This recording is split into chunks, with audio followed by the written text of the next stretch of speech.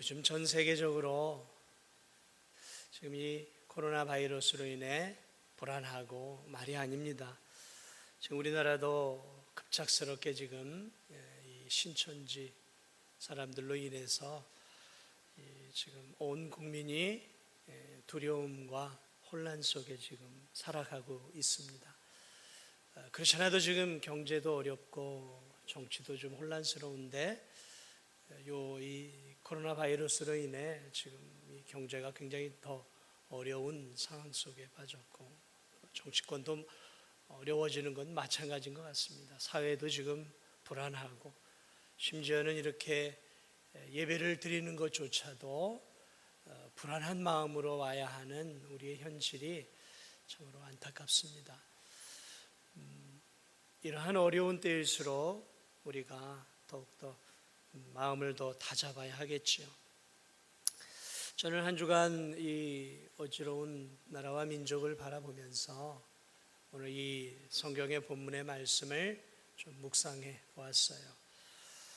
나라가 좀 하루속히 안정이 되고 또 경제적으로도 좀 든든하게 세워져 가고 정치도 좀 안정이 되고 사람들이 좀 안심하고 편안하게 살 수 있는 나라, 그런 나라가 되기를 기도하면서 오늘 특별히 이 본문의 말씀을 제가 묵상하며 준비했습니다. 오늘 이 본문에 나와 있는 이 나라는 솔로몬 시대예요. 솔로몬 시대에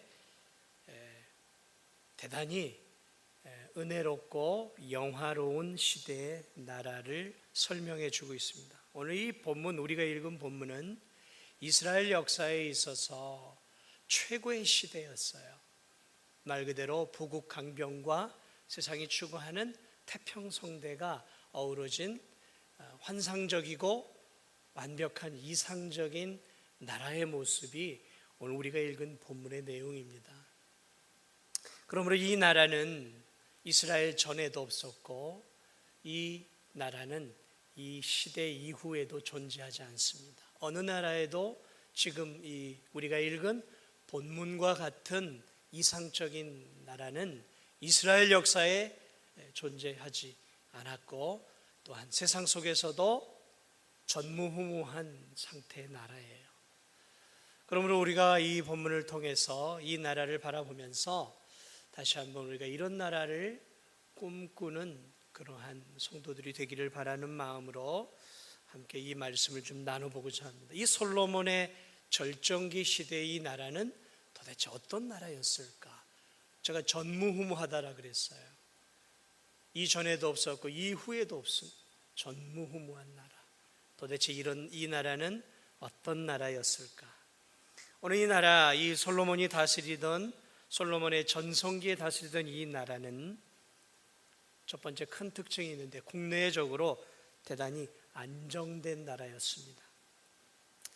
그래서 이 보면 많은 주변국들과 평화로운 관계를 유지하고 있었어요. 당시 이 이스라엘은 솔로몬의 통치 아래서 아주 강력한 군사력을 확보했고 솔로몬의 지혜로운 통치 아래서 국내 정치가 안정을 이룰 뿐만 아니라 국외적으로는 많은 주변국들의 종주국이 되어서 많은 조공을 받는 아주 강성 대국의 나라였다라는 것을 볼 수 있습니다. 본문을 보면 이 나라가 어디까지 좀 솔로몬이 다스리고 있냐면 21절과 24절을 통해서 알 수 있는데 이 솔로몬이 다스리는 나라는 팔레스타인, 지금의 이스라엘이에요. 그런데 그가 종주국으로 이렇게 다스리고 조공을 받았던 나라는 저 남방 쪽으로는 이집트 경계선까지 갔고 서쪽으로는 블레셋, 서해바다 전, 지중해 전 그 블레셋까지, 저 위로는 유브라데 강 그 전까지 해서 그 주변국들 전체를 관장하는 대단히 큰, 어떻게 보면 제국의 왕이었어요. 제국의 왕. 물론 그 전에 다윗 왕이 많이 점령을 했지만 솔로몬 시대에는 무기를 들지 않고 전쟁 한번 치르지 않고 그 주변국들을 전체적으로 다 다스리는, 그것도 평화롭게 다스리고 또 조공을 받는 대단히 큰 일종의 제국의 왕이었어요. 한 조그마한 나라의 왕이 아니라 제국을 평화롭게 다스리는 그러한 강성 대국이었던 것들을 보게 되어집니다. 물론 그 아래쪽에 이제 대제국 이집트가 있죠. 그리고 이집트와는 평화의 관계를 누리고 있었고, 우리가 알고 있는 것처럼 저 이디오피아 쪽에 있는 스바 여왕이 솔로몬의 그 지혜를 친히 경험하기 위해서 온갖 보물을 가지고, 많은 수행원들을 가지고 솔로몬을 만나는 것들을 우리가 성경을 통해 볼 수 있습니다. 그러므로 이 솔로몬은 당대의 큰 왕이었어요. 당대 큰 왕이었고, 무력으로 나라를 점령하고 세워가는 나라가 아니라 지혜로 주변국들을 평정하고 주변국들 전체에 평화를 가져오는 대단히 존경받는 왕이었다라는 것들을 바라보게 되어집니다. 그래서 이러한 일들은 이스라엘 역사에 없었어요. 이러한 이 솔로몬 시대의 지혜로운 통치를 바라보면서 저도 문득 우리나라도 좀 솔로몬 같은 지혜로운 좀 왕이, 믿음의 왕이 좀 세워지면 좋겠다, 그런 생각을 해봤어요. 참 우리나라가 참 지리적으로 좋지 않은 위치예요. 위로는 여러분도 아시겠지만 거대한 이 중국이라는 나라가 있지 않습니까? 그리고 우리 우측으로는 또 일본이라고 하는 수백 년 동안 우리를 괴롭힌 거대한 이 지구상의 거대한 대제국들이 위 옆에 있어요. 그리고 거기서 조금 더 올라가면 구소련을 다스렸던 이 러시아, 이 세계의 열강이 우리 아주 코앞에 다 있어요. 다 있어요. 우리나라가 사실은 이러한 나라들 때문에 얼마나 어려움들을 겪고 속국으로서 조공을 바치고 또 종살이를 하고 끌려가고, 참 비참한, 사실 우리 반만년의 역사는 비참한 역사예요. 조공을 바치는 역사였어요. 사실은 지금처럼 이렇게 세상 속에서 주권을 드러내는 적이 단 한 번도 없었어요. 거의 없었다고 봐야죠. 우리나라. 더군다나 좀 나라도 반쪽이 지금 쪼개져서 저 북한은 또 늘 핵무기를 가지고 우리를 위협하고 있는, 참 우리나라의 대통령이 정치를 하려면 정말 지혜로워야 돼요. 지혜로워야 돼요.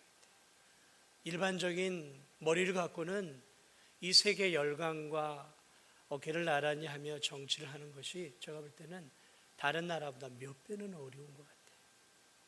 그래서 이 나라가 그래도 이만큼 하나님의 은혜로 이렇게 왔다는 것이 감사하지만, 여전히 저 일본, 중국, 저 러시아, 북한, 얼마나 지금 우리나라를 이렇게 호시탐탐 이렇게 넘어뜨리려고 이렇게 애를 쓰고 있는지 모릅니다.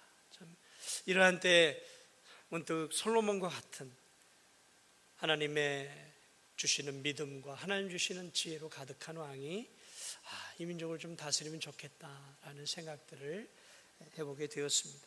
이 솔로몬의 나라는 또 하나 이러한 평화를 통해서 많은 나라들을 이렇게 좀 다스리면서 수많은 조공들을 받았어요. 그리고 이 조공과 또 다양한 나라들과의 경제적인 무역을 통해서 경제적으로 대단히 부유한 나라가 되었어요. 그래서 성경에 보면 은은 이 길거리에 돌멩이처럼 흔했다고 그랬어요. 솔로몬이 만들었던 이 성전, 하나님의 성전은 거의 금으로 되어 있어. 금으로.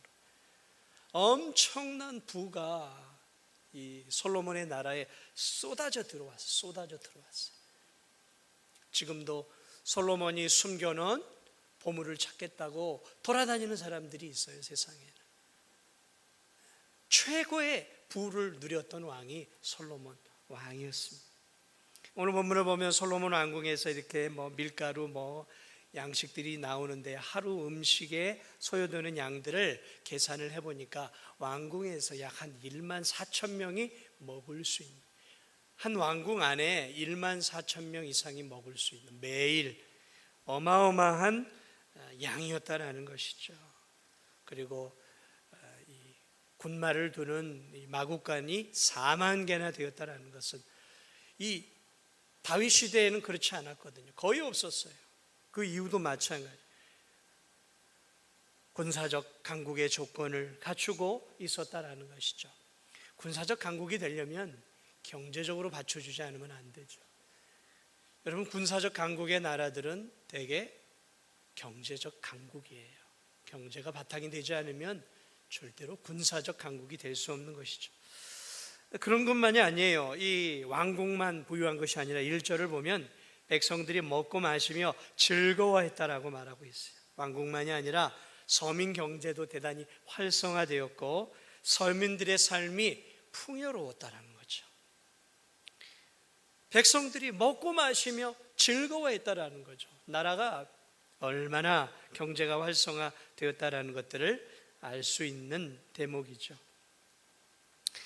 경제적으로 풍요한 우리나라죠. GNP, GDP 이런 식으로 계산을 하는데, 여러분, GNP, GDP가 높다고 서민의 삶까지 풍요로운 것은 아니에요.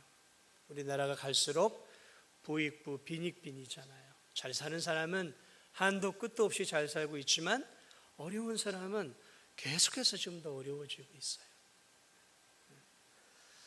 진정으로 잘 사는 경제 강국은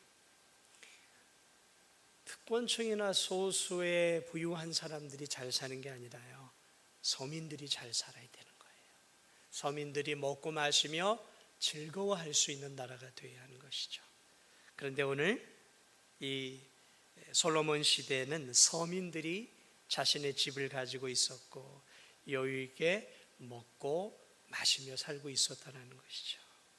그러니까 나라도 강국이었고 왕궁도 넘치는 부가 있었고, 그리고 백성들 모두가 먹고 마시는데 부족함이 없는 그러한 아름다운 나라였던 것을, 경제적으로 풍요로운 나라였던 것들을 보게 되어집니다. 그리고 또 하나 솔로몬의 나라의 특징이 있는데, 이 보국 강병만이 아니라 태평성대의 나라였어요.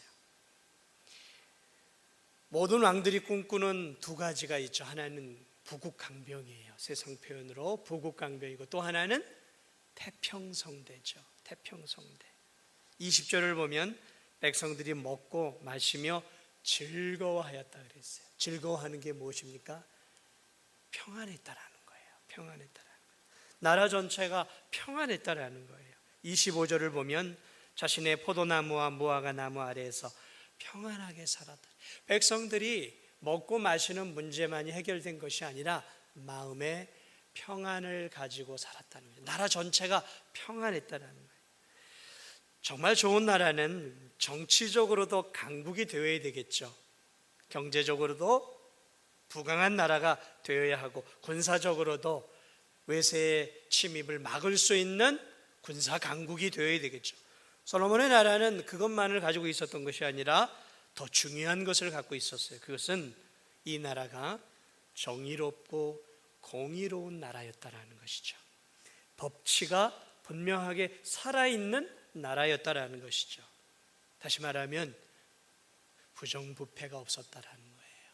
어떻게 알 수 있는가? 그것은 우리가 솔로몬 초창기에 그가 하나님으로부터 받은 지혜를 가지고 백성들을 판단하고 심판하는 일련의 사건들을 통해서 그가 나라를 어떻게 다스렸는지.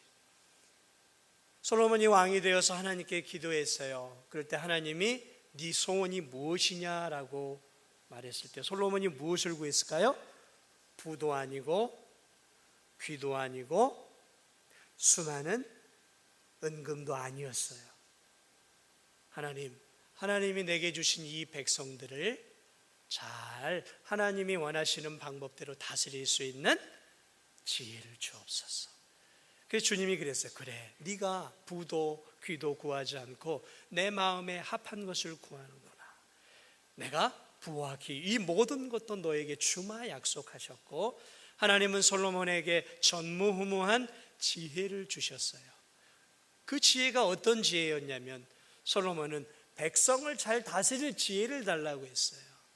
다시 말하면 바른 법치, 공의와 정의로 나라를 다스리고 힘 있는 자, 힘 없는 자 모두가 공평한 사회, 가진 자, 가지지 못한 자가 모두가 공평한 사회, 없는 자와 있는 자 모두가 함께 더불어 살아갈 수 있는 법이 살아있고 공의와 정의가 강물처럼 흐르는 그러한 사회를 만들어가는 것이 왕이 된 솔로몬의 소원이었고, 하나님은 그 소원을 원하는 그를 위해 지혜를 주셨어요.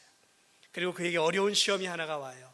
두 여인, 몸을 파는 두 창녀가, 한 사람은 죽은 아기를, 한 여인은 살아있는 아기를 가지고 오면서 서로 죽은 아기가 이 여자의 아기라고 싸우죠. 살아있는 아기는 우리 아기라고. 도대체 그 갓난 아기를 어떻게 살아있는 아기의 어미를 찾아줄 수 있겠습니까? 그런데 솔로몬이 하나님이 주신 지혜로 심리학에도 탁월했던 것이죠. 모성애를 이용한 거예요. 모성애. 그건 심리죠.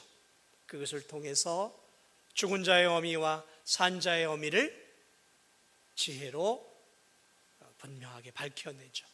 그래서 바른 판단을 통해서 정확하게 문제를 해결하는 이 솔로몬의 지혜가 이제 백성들에게 퍼지게 되었고, 솔로몬은 하나님이 주신 지혜로 하나님이 주신 율법 안에서 나라를 바르게 법치국가로 만든 거예요. 공의로운 국가, 정의로운 국가를 만들어 갔던 것이죠. 자, 왕이 바르게 서기 시작하면서 나라는 평안해지고 백성들 모두가 법을 신뢰할 수 있고 또 공의와 정의가 흐르는 그러한 나라 속에서 땀 흘려 일했을 것이고 일한 만큼 거두었을 것이고, 그러한 사회 속에서 백성들은 평안함을 누리고 살았다는 것이죠. 그러므로 호국강병과 태평성대를 다 잡았던 유일한 나라는 이 솔로몬의 시대였어요. 그러므로 이 솔로몬의 시대는 놀라운 하나님의 은혜의 시대였던 것들을 우리가 바라볼 수 있는 것이죠. 마음 편하게 살아가는 나라. 우리나라는 어떨까요? 지금 우리가 살아가는 이 대한민국은 어떤 나라일까요? 한번 저도 이 솔로몬의 나라를 생각하면서 지금 우리나라는 어떤 나라인가? 그래, 옛날 그 중국에 치여 살고 조공을 들이고 또 일본의 일제하에서 고통당하는 그 수많은 시간들도 있었고 가난에 찌들리고 없이 살던 그러한 시대도 있었죠. 근데 지금은 얼마나 경제적으로 사실은 풍요로운 시대가 되었습니까? 먹고 마시는데 부족함이고 모두가 자동차를 타고 다니고 모두가 핸드폰을 가지고, 심지어는 유치원 아이도 엄마 알았어 하면서 옛날에 한 사장님도 들고 다니지 못했던 그 핸드폰을 유치원 아이도 막 가지고 다니고 막 이런 시대에 우리가 살아가고 있어요. 그렇죠? 경제적으로 굉장히 부유로운 시대가 되었어요.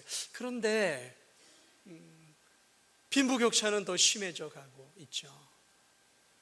삶의 만족도, 평안함, 정말 살만한 세상에 너무 좋아 이러면서 살아가는 성도들이 과연 얼마나 있을까요? 또 우리의 지금 젊은이들은 오늘 이 대한민국을 바라보면서 어떤 마음들을 가지고 살까요? 많은 세상의 젊은이들은 지금 이 대한민국은 뭐라고요? 대한민국은 뭐라 그러더라고요? 하여튼 지옥과 같은 곳이라고 하여튼 그런 표현들 그러면서 지금 이 대한민국에 대한 불신과 불안과 이런 것들이 좀 팽배하죠. 더군다나 지금 이 코로나 바이러스 균으로 인해 가지고 지금 이 대한민국이 지금 정신을 못 차리고 있는 거예요. 지금 방역이 지금 다 뚫려 가지고 지금 이제 이 신천지 이 사람들로 인해 가지고 지금 전국적으로 지금 이렇게 지금 방역이 다 뚫렸잖아요. 그래서 저 진도에 살면서 제일 기분이 좋았던 게 그래도 진도까지는 아니겠지.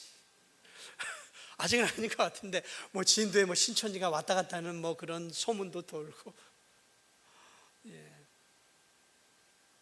불안하죠. 이런 방역조차도 제대로 하지 못하는 이 나라. 물론 인간인들인데 어떻게 숨기고 다니는데 그걸 어떻게 다 방역을 할 수 있겠습니까? 자신들의 동선을 다 얘기하지 않는데 그걸 어떻게 다 파악할 수 있겠어요? 우리가 이 나라를 바라보면서 한편으로는 절망스럽죠. 세상의 왕들을 보세요. 절망스러워요.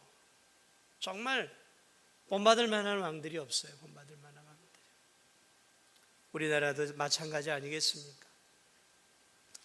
지금의 이 대한민국에서 아이를 낳고 사는 것 자체가 참 힘든 시대예요. 근데 이 솔로몬 시대에는요, 1절, 20절을 보니까 유다와 이스라엘 인구가 바닷가에 모래같이 많게 되며 먹고 마시며 즐거워서 인구가 막 굉장히 많이 증가했다. 왜 인구가 증가하겠습니까? 먹고 살만하고 자녀를 키울만 하니까 아기들을 낳는 거예요. 지금 왜 우리나라 사람들이 아기들을 낳지 않습니까? 내가 사는 것도 이렇게 힘겨운데 아기들 낳으면 이 아이들을 키우느라고 내 삶도 더 힘들어지고 또 저 애들도 고생이나 하겠지라는 그런 인간적인 마음 때문에 애들을 못 낳는 거 아니겠습니까? 그래서 하나, 둘, 뭐 심지어는 야, 우리는 애기 낳지 말고 그냥 우리끼리 즐기다 살자. 우리끼리 즐기다 살자라는 거예요. 지금 이 젊은 세대들의 머릿속에는 이 세상 속에서 그냥 우리나 즐기다가 이 세상을 가자라는 것이죠. 그런데 이 솔로몬의 시대는 그런 시대가 아니었어요. 아기들을 많이 낳는 시대였어요. 경제적으로 안정이 되었죠. 정치적으로 안정이 되었죠. 평안하죠. 나라는 평안하죠. 법치가 움직이고 공의와 정의가 강물처럼 흐르고, 그러니까 당연히 자녀들을 계속 낳는 거예요. 자녀들을 낳는 것이죠. 오늘 우리나라는 서로 인구를 낳지 않으려고 애를 많이 씁니다. 애를 낳지 않으려고 그래요. 이렇게 가다가는 이제 뭐 작은 군부터 다 사라지고 조그마한 시도 사라지고 이제 뭐 그래서 40년 후 50년 후에는 뭐 없어질 군도 있고 하면서 그런 것도 지금. 그런데 이것이 단순한 허황된 이야기는 아니에요. 그것은 지금 이 나라가 대단히 살기 어렵다라는 것이죠. 경제적인 것들은 좀 올라섰는지는 모르지만 전반적으로 삶의 질은 지금 우리 대한민국이 굉장히 떨어지고 있다는 것이죠. 자살률도 높고 삶의 만족도가 자꾸 떨어져 가고 있어요. 살만한 나라다라고 생각하지 않는 것이죠. 물론 그들의 말이 다 옳다라는 것은 아니에요. 그러나 분명한 것은 아기를 낳아 키우기에는 갈수록 어려운 사회가 대한민국이라는 것은 우리 모두가 부인할 수 없는 현실이죠. 어쨌든 하나님이 주신 지혜로 솔로몬의 나라는 긴 세월은 아니었어요. 그 한 40년 통치했으니까. 솔로몬의 나라는 오늘날 말하면 지상의 낙원이었습니다. 잠시였지만 이상적인 국가였어요.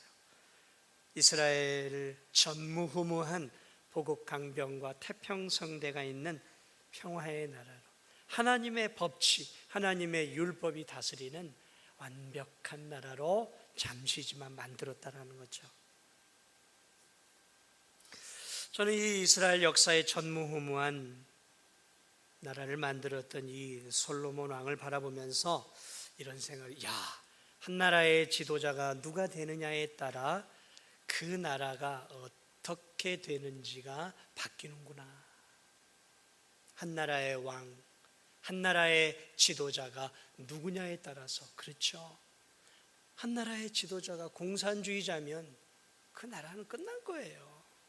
한 나라의 지도자가 삶의 의욕이 없고 백성을 위한 그런 정치적인 그런 바르게 나라를 끌고자 하는 의욕 없이 사리사욕과 자기의 개인적인 배만을 생각한다고 하면, 그런 독재자라면 그 나라는 소망이 없어요. 소망이 없어요.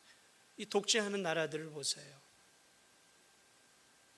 참 한 나라의 왕, 한 나라의 지도자가 참 잘 세워져야 되겠구나, 그런 생각을 해봅니다. 왕이 누구냐에 따라 한 나라가 이렇게 달라질 수 있어요. 하나님이 주신 지혜가 충만했던 솔로몬 왕으로 인해 이스라엘은 당시 모든 나라가 꿈꾸었던 정치적 안정과 경제적 번영과 백성들의 평안과 행복을 모두 잡는 꿈의 나라가 되었어요. 꿈의 나라.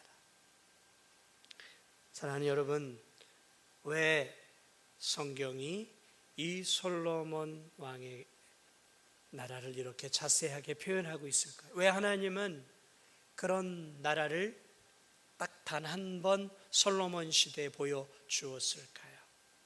이유가 있어요.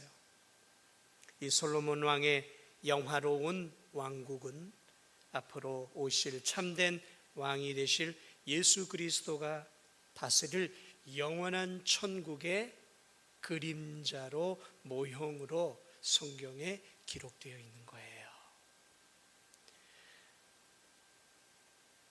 우리는 종종 생각을 해요. 우리가 가게 될 저 천국은 어떤 곳일까 생각을 하죠. 어떤 곳일까요? 우린 성경 이상을 생각할 수는 없어요. 그런데 우리는 이 솔로몬 왕국을 통해서 예수 그리스도가 다스리는, 하나님이 다스리는 저 천국이 어떤 곳인지에 대해서 희미한 안목을 갖게 되어지는 것이죠. 완벽한 평화, 완벽한 부요함, 완벽한 안전함과 기쁨, 은혜가 넘치는 나라가 될 것이라는 것을 이 솔로몬의 영화로운 나라를 통해 앞으로 하나님이 다스릴, 예수 그리스도가 다스릴 나라에 대한 안목을 우리가 갖게 되어진다는 것이죠.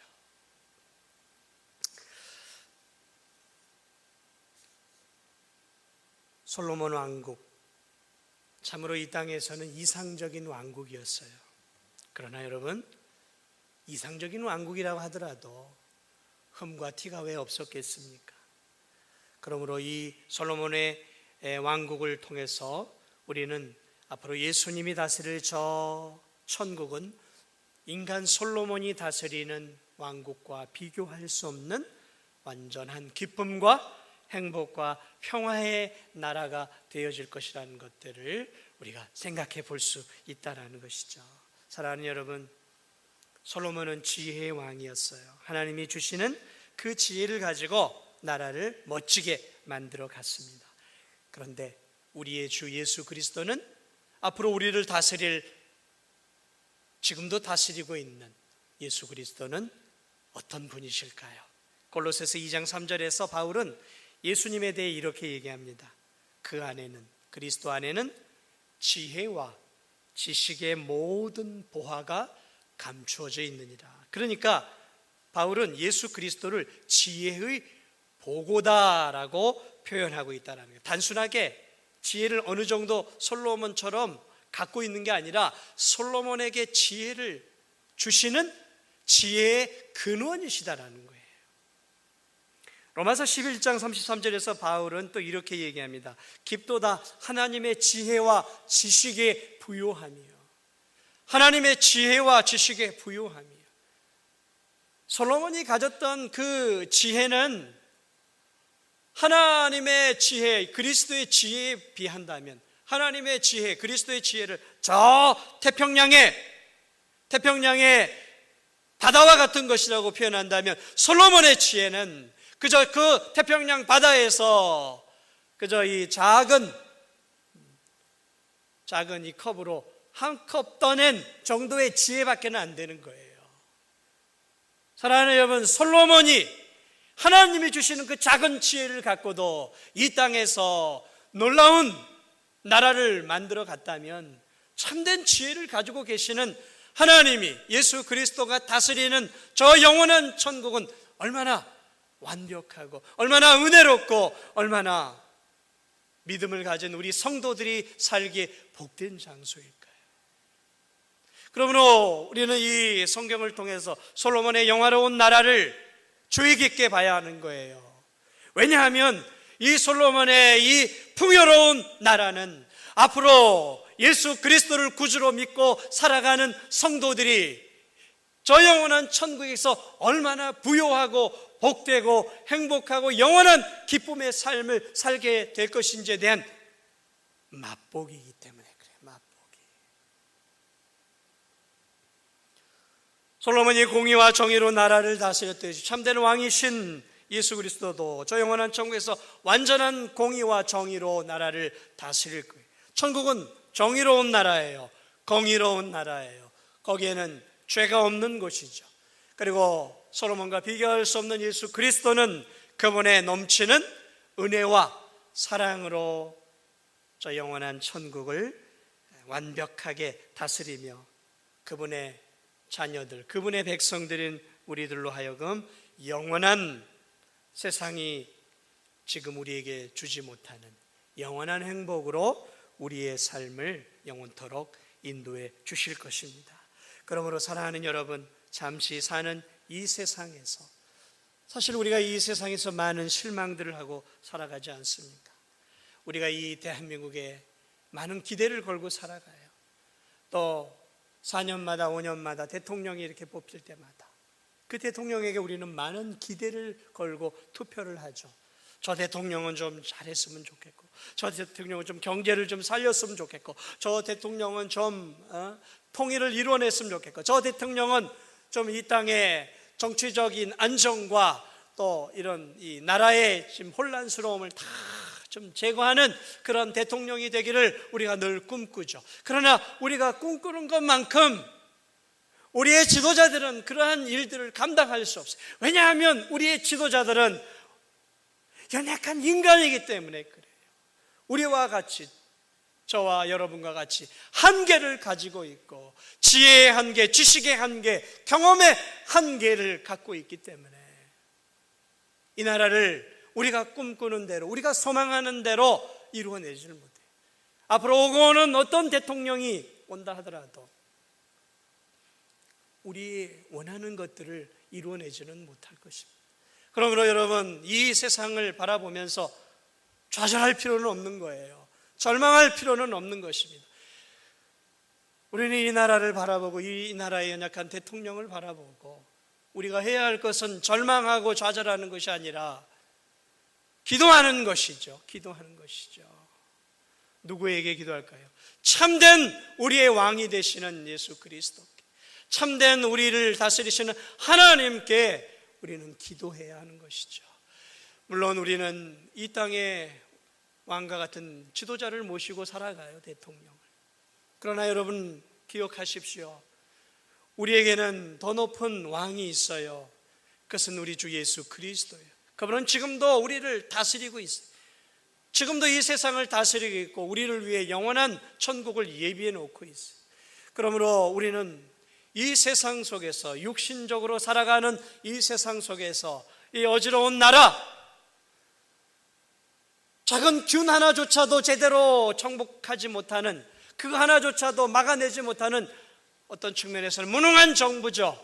무능한 정부 아니겠습니까? 이런 정부로 인해서 우리가 실망하고 좌절할 것이 아니라는 것이죠. 우리나라만이 아니에요. 세상에 어떤 능력 있는 왕들도, 지도자들도 이 문제는 해결하고 있지 못하고 있어요.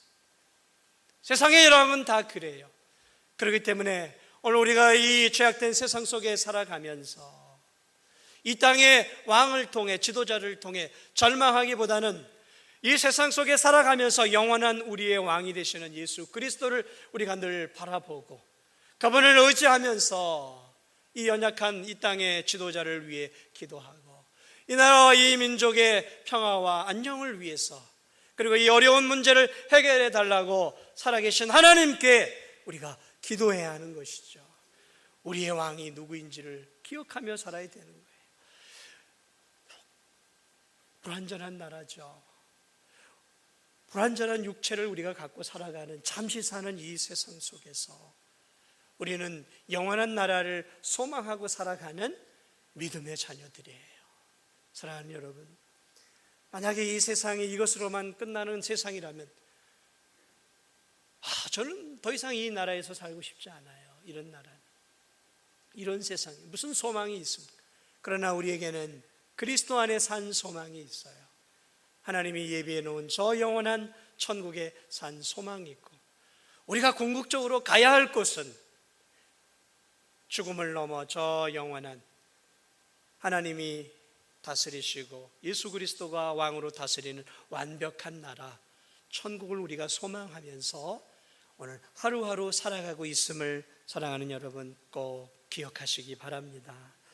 그러므로 저 영원한 천국을 더욱더 바라보시기 바랍니다. 이 땅에 너무 절망하지 말고, 세상은 원래 이런 거예요. 이렇게 연약한 곳입니다.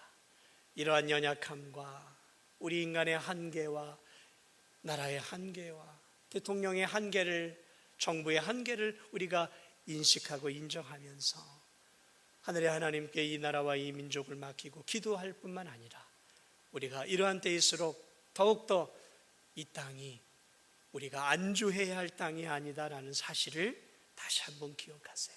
여기가 우리가 땅을 파고 100년, 1000년 멋지게 살 만한 집을 지어서 살아가야 할 곳이 아니라 여긴 잠시 거쳐가는 나그네 길이다라는 사실을 다시 한번 이 어려운 현실 속에서 여러분 꼭 가슴에 새기시기 바랍니다. 그리고 하나님이 예비해 놓은 죄의 바이러스가 침투할 수 없는, 질병의 바이러스가 침투할 수 없는 저 영원한 하나님이 예비해 놓은 영원한 나라,